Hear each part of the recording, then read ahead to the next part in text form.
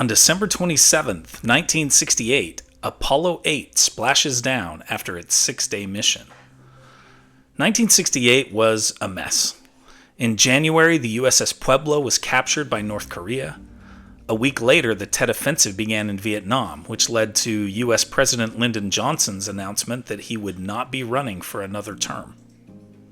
In April, Martin Luther King Jr. was assassinated in Memphis. Riots followed. In June, U.S. Senator Robert F. Kennedy was assassinated in California. In August, anti-war protesters clashed with police at the Democratic National Convention in Chicago.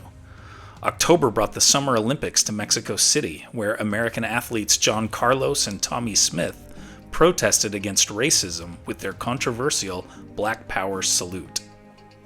It is one of the most tumultuous years in U.S. history, and it's near the end of this difficult year that Frank Borman, William Anders, and Jim Lovell headed out on Apollo 8, one of the most monumental in the history of the space program.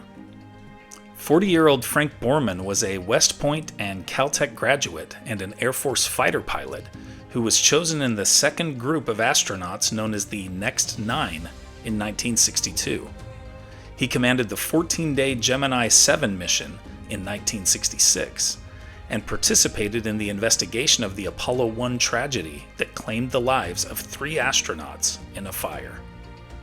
His testimony before Congress played a major role in getting the Apollo program back online. Apollo 8 would be his final mission. 35-year-old William Anders was part of NASA Group 3 in 1963. He was a Naval Academy graduate who held a master's degree in nuclear engineering. Apollo 8 was his first and only mission in space. 40-year-old Naval Academy graduate Jim Lovell was one of NASA's most experienced astronauts. Like Borman, he was part of NASA Group 2 and had already flown to space before, accompanying Borman on Gemini 7 and as commander of Gemini 12, the final Gemini flight in 1966 with Buzz Aldrin. Post-Apollo 8, Lovell famously commanded the ill-fated Apollo 13 mission and was famously portrayed by Tom Hanks in the 1995 Ron Howard movie about that mission. Apollo 8 is, for me, the biggest jump forward in the history of the U.S. space program, even greater than Neil Armstrong's giant leap 7 months later on Apollo 11. Keep in mind that no manned mission had ever left Earth orbit before Apollo 8, so no human had ever traveled more than about 850 miles from the Earth's surface. The Moon is 239,000 miles from Earth. It was a dangerous leap forward from anything that had been tried before. In fact, in the lead-up to the mission, Susan Borman, the wife of Mission Commander Frank Borman, cornered NASA Flight Director Chris Kraft, demanding that he be straight with her about the chances that her husband would return safely. Kraft leveled with her, saying that odds were 50-50. Tellingly, she was pleased with his answer because she had been afraid the chances were even worse. Apollo 8 took 3 days to reach the Moon. The crew then successfully put the craft into lunar orbit. The crew then orbited the Moon 10 times, with each orbit taking about 2 hours. 45 minutes of each orbit was spent out of radio contact as Apollo 8 traveled around the dark side of the Moon.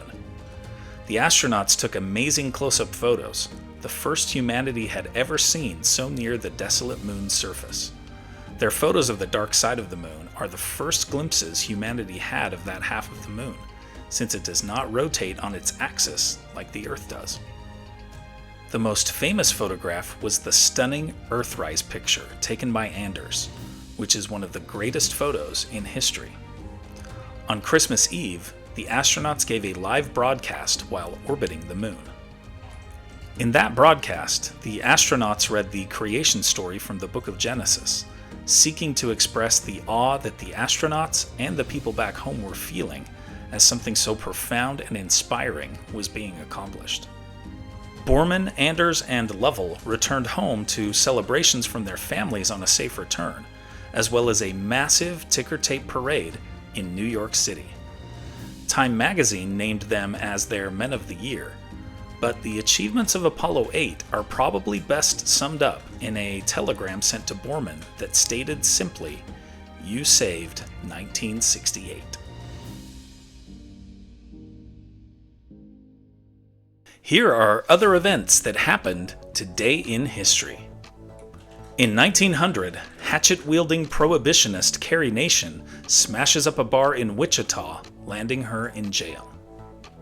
In 1904, the play Peter Pan opens on London's West End, introducing the world to the character. In 1918, weeks after the World War I armistice, a Polish uprising begins against the occupying German army. In 1932, at the height of the Great Depression, Radio City Music Hall opens in New York City. In 1944, FDR seizes control of Montgomery Ward after its refusal to follow a World War II labor deal. In 2007, former Pakistani leader Benazir Bhutto, the first female leader of a Muslim nation, is assassinated.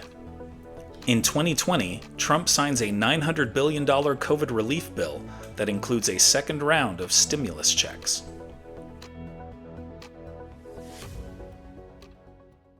And now, it's time for our Today in History quiz.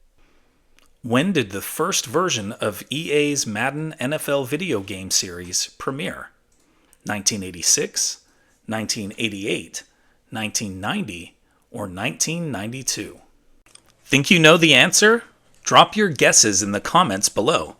Find out if you're right tomorrow on Today in History.